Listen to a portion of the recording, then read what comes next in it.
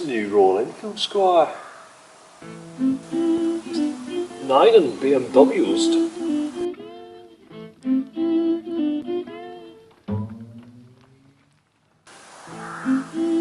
It's got awful. Stored with the bike is very easy. Let's give it a couple of kicks. Oh, good old kick.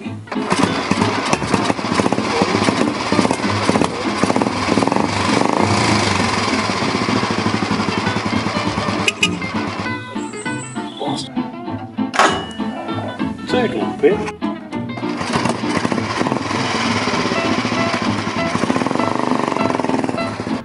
The Royal Enfield 350 Classic was originally sent over to India in 1955. It started production over there and it lasted until about 2007, when eventually Royal Enfield brought out the unit construction engine, which in many people's eyes is not actually an improvement, because it kind of deters from the classic look of the original relish machine. The 350 Bullet, the original iron barrel one like this one, is capable of about 18 horsepower in good state of tune. That's about 20 foot-pounds of torque, just in case you need to know. But in general it's been pretty reliable. I paid about 20 quid for a stator because the charging system packed up. And then I paid a couple of quid for some LED light bulbs just to make sure the charging system was adequate. Other things I've noticed, could be completely because of this bike.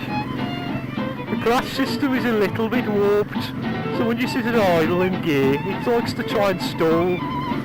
That could also be because of carbon build-up. I'm not really sure. I'd expect you'd probably pick one of these up for about £2 in good condition. £1,200 was a bit of a steal.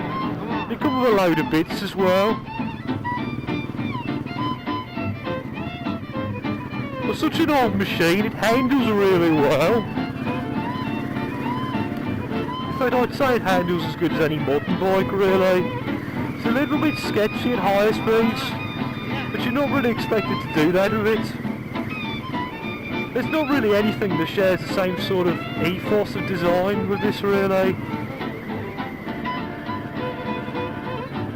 It used to be, a few years ago, there used to be a CZ type bike, Jawa 350. That were a bike which was similar. Although it was similar, it was not as good, really. The Royal Enfield really is on its own in terms of actual uniqueness.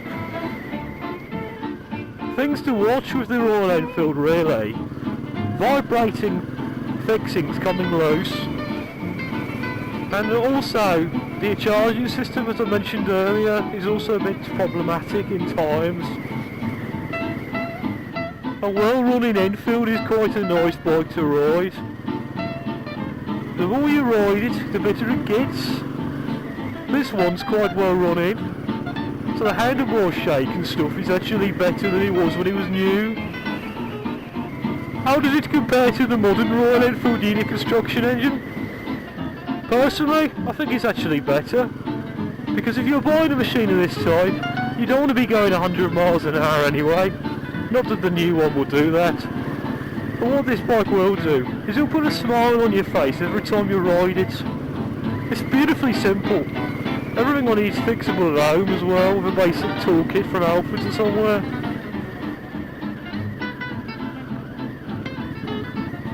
When you ride it, make sure you warm it up in the mornings. It doesn't like really cold conditions either. That might be due to the fact its carburation is quite simple. Good old West India house there. Seen quite a few Enfields out there over the years. The braking on the Enfield is down to twin reissue on the front and a single on the back. It's a nice simple setup and it's very easy to service, although it does offer a little bit of a concern when braking hard. This Enfield's been fitted with crash bars, mostly because I slid it out when I first got it. Because the one thing with drum brakes is they like to lock up in the wet. construction of this one, right, is probably better than most of the Japanese bikes in the 70s. It's really well put together.